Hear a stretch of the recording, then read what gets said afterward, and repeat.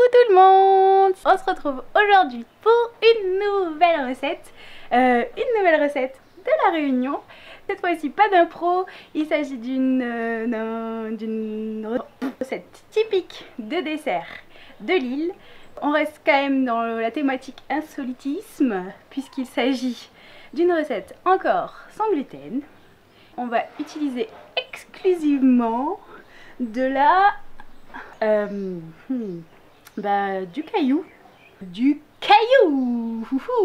rigole, ceci n'est pas un caillou. Il s'agit d'un gros tubercule et pour être plus précise, il s'agit d'une patate douce. Ouh, je l'ai trouvé par terre en rentrant à la maison et je me suis dit que ça pourrait faire un super gâteau. Sachez que la patate douce est super intéressante parce qu'elle permet l'amélioration de la fonction du foie. Et ça, vous savez ce que ça veut dire? Ça veut dire qu'on va pouvoir mettre 2 fois plus de rhum dans notre gâteau. Sachez aussi que il semblerait que la patate douce aide à perdre du poids. Donc pour toutes les personnes qui regardent cette vidéo, qui ont envie de perdre du poids tout en mangeant des gâteaux, cette recette est faite pour vous. J'ai aussi lu quelque chose de très intéressant, c'est que en mangeant de la patate douce, on pouvait rapidement devenir nyctalope. Donc nyctalope, ça veut dire qu'on peut voir dans le noir, comme Chichi. Bref, c'est parti pour la recette.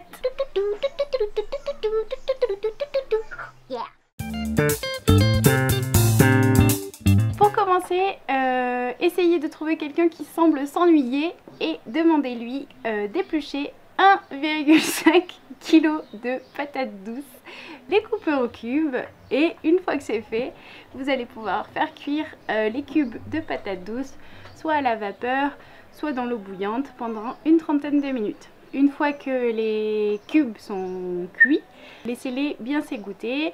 Dans un autre bol, vous allez pouvoir battre 3 œufs avec environ 80 à 100 g de sucre, selon comment vous aimez que votre gâteau soit sucré ou pas trop sucré. Sachez que les patates douces sont déjà très sucrées. Vous allez pouvoir même ajouter la cannelle et le rhum. Donc ça, je vous laisse doser. Ensuite, une fois que c'est fait, vous allez pouvoir ajouter 20 centilitres de lait et surtout bien mélanger. Dans un blender ou dans un mixeur ou à la fourchette ou avec les pieds, vous pouvez écraser vos cubes de patates douces et bien les mélanger avec le mélange liquide. Donc vous mixez l'ensemble ou vous débrouillez quoi pour que ça fasse une pâte homogène. Est-ce qu'il nous manque des ingrédients à ce stade? Je ne sais pas. Vous pouvez ajouter 100 g de beurre et là, vous mélangez bien et votre pâte est déjà prête. Vous allez pouvoir préchauffer votre four à 180 degrés et vous allez pouvoir chemiser votre moule. Donc cette fois, je vous conseille vraiment d'utiliser du papier cuisson parce que c'est une pâte à gâteau qui va rester un petit peu molle. Donc ça va faciliter le démoulage. Trop bon, à purée au rhum. Vous pouvez mettre votre gâteau à cuire pendant environ 1 heure. Ce que je vous propose de faire pendant que ça cuit, c'est un petit sirop. Ça va être cool parce qu'une fois que notre gâteau sera prêt, on va pouvoir le mettre dessus et ça sera comme ça. Enfin, j'espère. En vrai, j'ai jamais testé. Ce gâteau, il faut vraiment vous attendiez qu'il soit totalement refroidi avant de le démouler. Si on veut pas une catastrophe à la fin de tous ces efforts, mais je vous conseille de vraiment être patient. Une fois que vous avez démoulé votre œuvre, on pourra passer à la dégustation. Ou plutôt, une fois que moi j'aurai réussi à le démouler, je pourrai passer à la dégustation.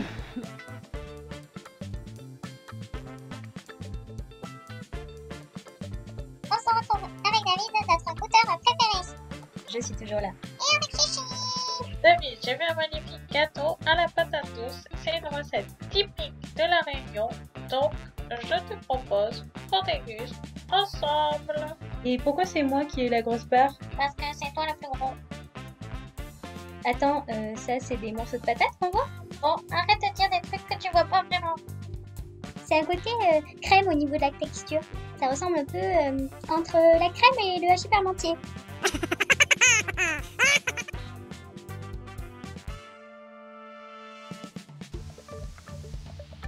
C'est une crème en fait, un gâteau crème.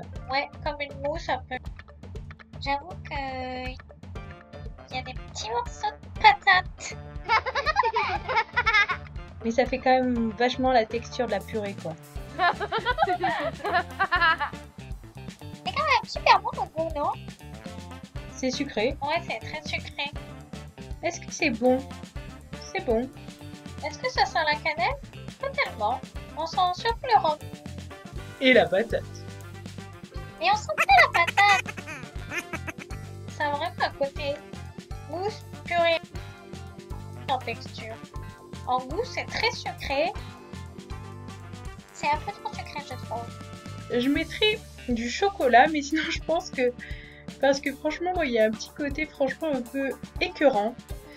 Je pense qu'il serait meilleur si tu avais fait ce gâteau un plat à tarte, mais beaucoup moins épais. Je comprends ton initiative qui était très positive.